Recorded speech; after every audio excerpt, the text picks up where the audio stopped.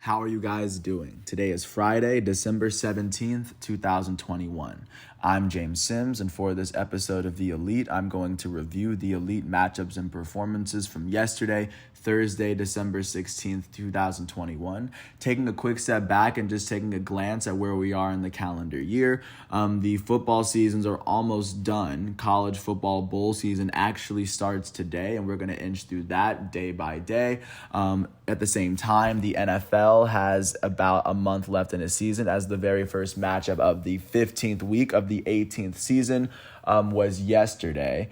And not to mention that college basketball and pro basketball are just getting underway. And because we are approaching the end of the year, we are almost at the midway point for the soccer season. But first, with that said, taking a look at the bowl games that are going to be played today. In the Bahamas Bowl, we are going to see Middle Tennessee versus Toledo. And then we're going to see Northern Illinois versus Coastal Carolina.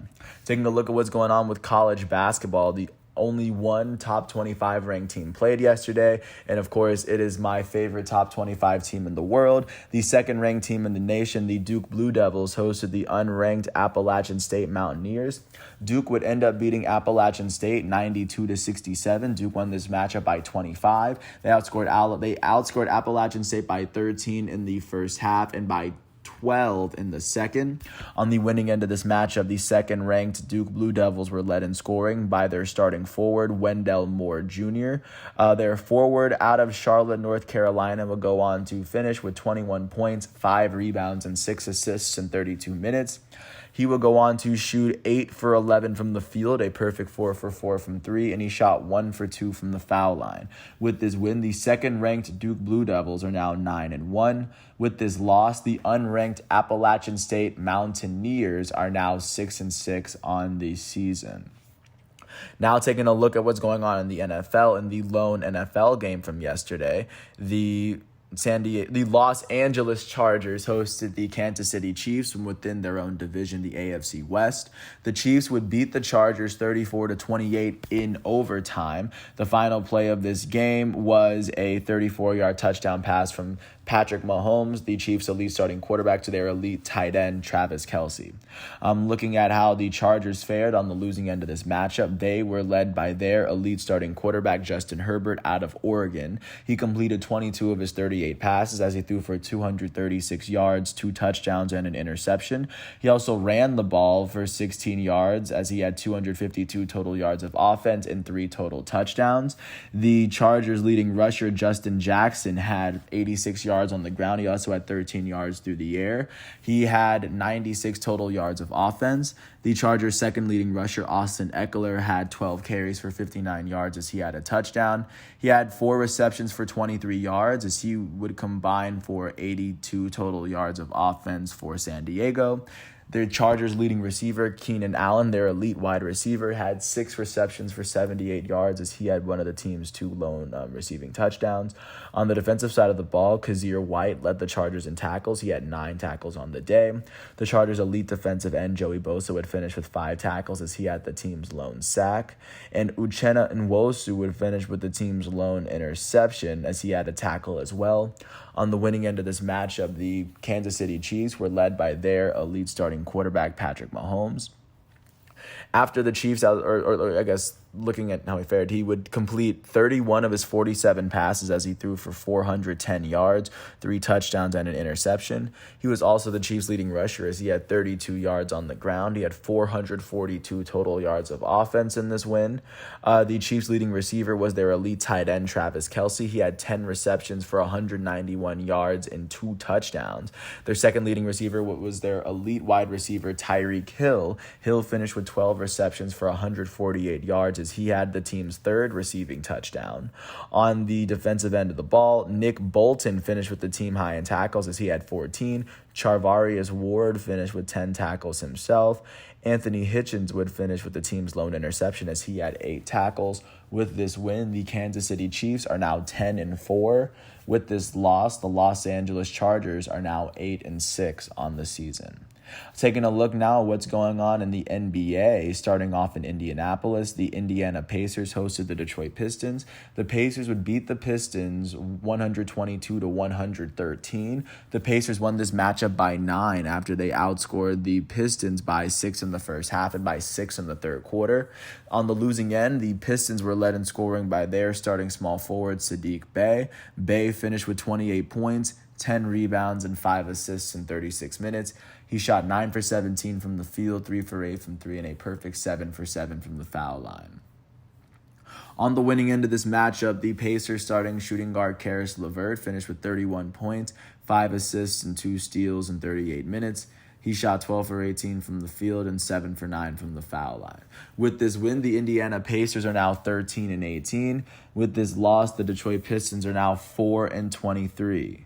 Taking a look now at what went down in Brooklyn, the Brooklyn Nets hosted the Philadelphia 76ers from within their division. The Nets would beat the Sixers 114 to 105. The Nets won this matchup by 9 after they outscored the Sixers by a combined 18 points in the first half.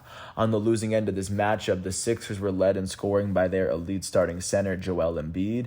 Embiid finished with 32 points, 9 rebounds, and 6 assists in 33 minutes. He shot 11 for 20 from the field, 1 for 3 from 3, and 9 for 11 from the foul line. Their starting shooting guard, Seth Curry, out of Duke, finished with 29 points in 39 minutes. He shot 13 for 21 from the field. And on the winning end of this matchup, the Brooklyn Nets were led in scoring by their goated starting power forward, Kevin Durant. Durant finished with 34 points, 11 rebounds, and 8 assists in 39 minutes. He shot 13 for 24 from the field, 2 for 3 from 3, and a perfect 6 for 6 from the foul line. The Nets' elite starting power forward out of Oklahoma, Blake Griffin, finished with 17 points, 9 rebounds, and 2 assists in 32 minutes. Griffin shot 7 for 16 from the field, 1 for 5 from 3, and a perfect 2 for 2 from the foul line. With this win, the Brooklyn Nets are now 21 and 8. With this loss, the Philadelphia 76ers are now 15 and 15. Taking a look now at what's going on in Houston, the Rockets hosted the New York Knicks. The Knicks would beat the Rockets 116 to 103. The Knicks won this matchup by 13 after they outscored the Rockets by 9 in the first quarter and by 11 in the fourth. On the losing end of this matchup, the Rockets were led in scoring by their starting center, Daniel Tice. He finished with 22 points, 10 rebounds, and 2 blocks in 33 minutes. He shot 8 for 12 from the field. Tice shot 2 for 4 from 3 and 4 for 5 from the foul line. Their starting small forward, or the Rockets starting small forward, Jayshawn Tate, would finish with 20 points, and he also would have 6 assists. He would go on to play 29 minutes as he fouled out in those 29 minutes. Jayshawn Tate shot 6 for 8 from the field, 2 for 4 from 3, and 6 for 8 from the foul line. On the winning end of this matchup, the New York Knicks were led in scoring by their shooting guard off the bench, Isaiah Quickley. He finished with 24 points, or Emmanuel Quickley. He finished with 24 points in 32 minutes as he shot 7 for 13 from the field, all of his made shots coming from 3. He was 7 for 10 from 3, and he was 3 for 4 from the foul line. The Knicks starting shooting guard, Evan Fournier, finished with 23 points in 28 minutes as he shot 8 for 12 from the field. He shot 3 for 6 from 3, and he would go on to shoot 4 for 7 from the foul line. And the Knicks starting power forward, Julius Randle, finished with 21 points, 6 rebounds, and 6 assists in 32 minutes. He shot 6 for 18 from the field, 3 for 8 from 3, and a perfect 6 for 6 from the foul line. With this win, the New York Knicks are now 13 and 16, and with this loss, the Houston Rockets are now 9 and 20 on the year. Taking a look now at what's going on in Phoenix, the Suns hosted the Washington Wizards. The Suns would end up beating the Wizards 118 to 98. The Suns won this matchup by 20 after they outscored the Wizards by 12 in the first half and then by 8 in the second half. On the losing end of this matchup, the Wizards were led in scoring by their elite starting shooting guard, Bradley Beal. Beal finished with 26 points, 3 rebounds, and 5 assists, as well as 5 turnovers in 31 minutes. Beal shot 11 for 18 from the field, 2 for 3 from 3, and 2 for 4 from the foul line. And on the winning end of this matchup, the Phoenix Suns were led in scoring by their center off the bench, JaVale McGee. JaVale McGee finished with 17 points, 8 rebounds, and 2 steals in 16 minutes. He shot 6 for 8 from the field and a perfect 5 for 5 from the foul line. The Suns' elite starting point guard Chris Paul finished with 12 points, 5 rebounds, 6 assists, and 2 steals in 24 minutes. He shot 6 for 8 from the field. With this win, the Phoenix Suns are now 23-5. With this loss, the Washington Wizards are 15-15. Taking a look now at what's going on overseas, especially with what's going on with the football schedule, the only league that was in session was the Premier League. And looking at those matchups, Chelsea drew with Everton 1-1. The first goal of this matchup scored by Mason Mount in the 70th minute to put Chelsea up. Everton tied it up 4 minutes later, and both teams are going home with 1 goal and 1 point in the table. And Liverpool was able to score 3 goals and win 3 points as they beat Newcastle 3-1. Their first goal coming from Diogo Jota, their second coming from their elite Egyptian forward Mo Salah, and their third coming from their elite English defender Trent Alexander-Arnold. But with that said, that's everything that I have for you from yesterday, and I want to thank you once again for following with me through the world of sports one day at a time, especially for this 10-11-minute episode. I want to thank ESPN, the FIFA, NCAA, NFL, and NBA websites for giving me all the stats and figures that I need in order to do this episode.